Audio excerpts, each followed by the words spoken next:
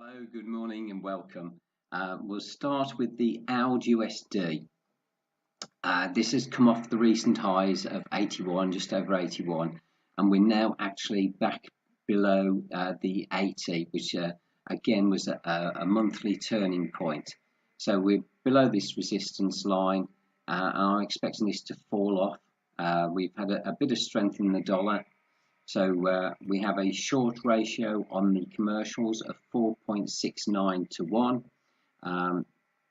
We're below the resistance line on the RSI, and I want it it's actually pointing up a little bit today, the RSI, but maybe that'll fall back down again later on today.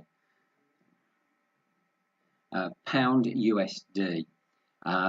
We can see the nice red candle from a bit of strength in the dollar yesterday, and oh yeah, and there was weakness on the pound with the news that came out yesterday morning.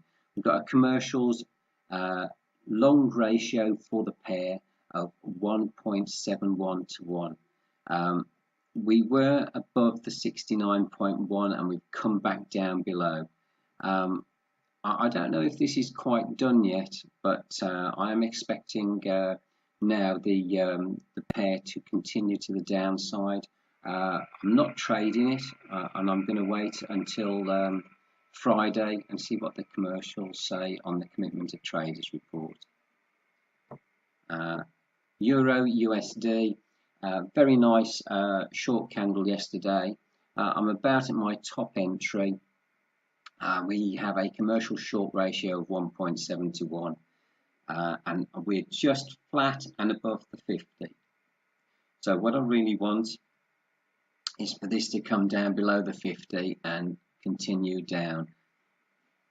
I don't really see much upside for this pair, and we do have a very high resistance at 122, which is sort of about 300 pips above. So what I'm looking for is more downside for this. I can't see much more bad news, only good news coming for the dollar, and I can't see any good news for the euro. So we'll see what happens to this throughout the rest of this week. Western Texas. This has come up. We had a nice red candle the other day. Prices fell, and we've had a steady rise back up.